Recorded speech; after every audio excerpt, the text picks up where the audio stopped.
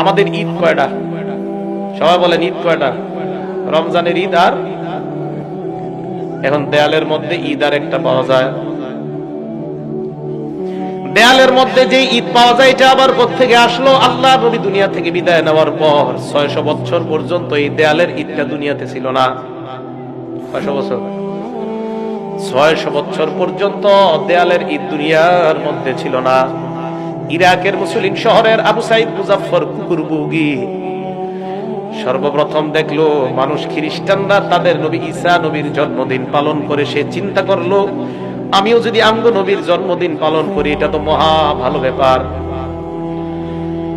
ওমর নামে এক হুজুর রে ঠিক করছে, দালাল মার্কা হুজুর।